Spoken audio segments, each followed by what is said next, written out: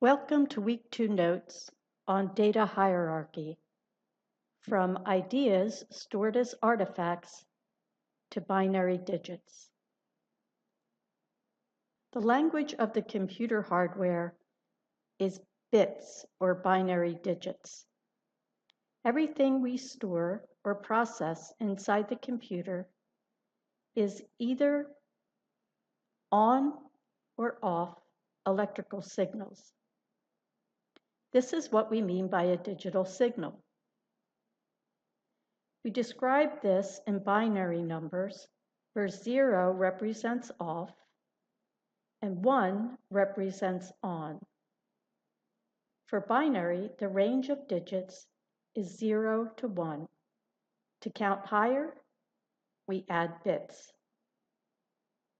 So how do we represent data as bits?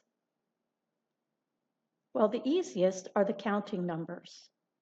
We can directly translate our counting numbers, called integers, from base 10 into base 2. And we'll take a look at that in a minute. Decimal numbers, also known as floating point numbers, that have a decimal component, are also fairly easy to translate into binary, but it's a little more complicated because we use a scientific notation, and therefore we have to store two parts for each number, the exponent and the mantissa. Letters and keyboard symbols have no direct way of translation into binary, and therefore we use coding schemes. You have probably heard of Morse code, the series of dots and dashes to represent letters of the alphabet. It's the same idea, except that we're going to use numbers to represent the keyboard letters and symbols.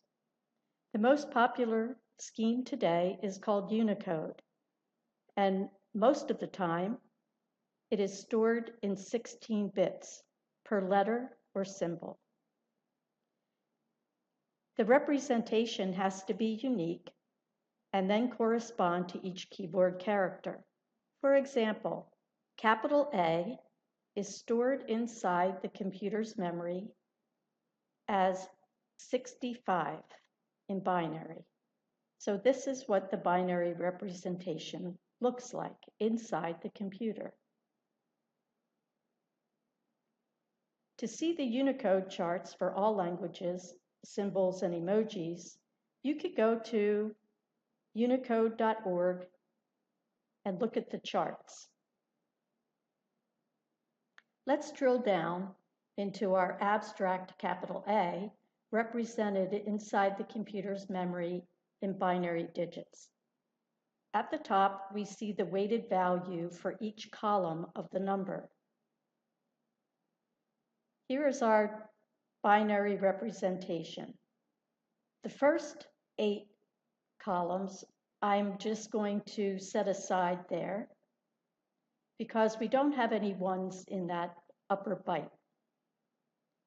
But in the lower byte, we see that there are 2 ones, the rightmost bit and the next to the left side bit.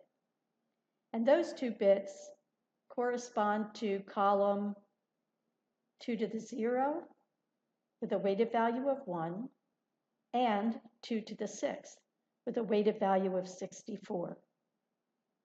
When we add the 2 weighted values, 64 and 1, we get its representation of 65. Here are some measurements.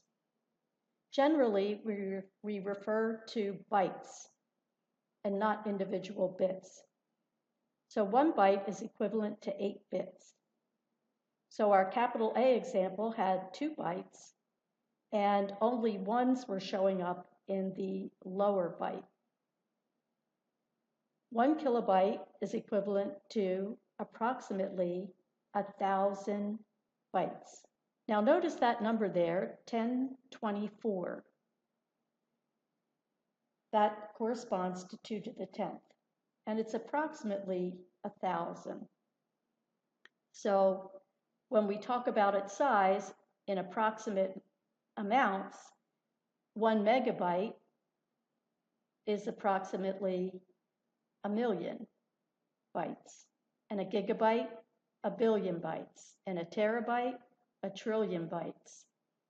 And in today's big data world, we're up to talking about petabytes, exabytes, and zettabytes. Now let's consider a more abstract view of a collection of data. A table is a data structure. A data structure is an organized collection of pieces of information that are stored under one name.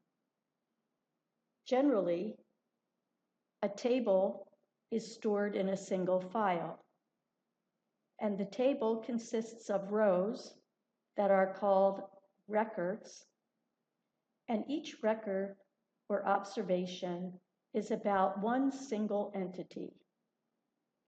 So perhaps we have a student information table or an employee personal information table.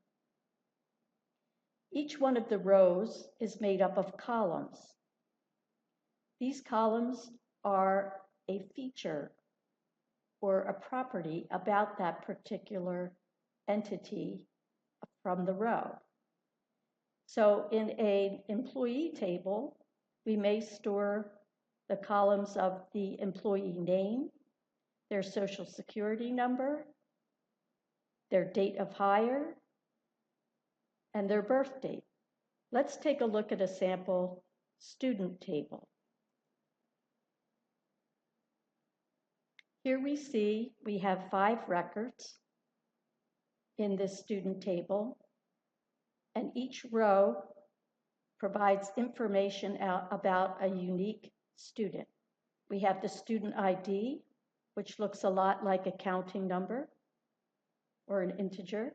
We have a name, and we have a GPA. So we see different types of data storage here. Floating point number for the GPA, counting number for the student ID, and character or string data for the name.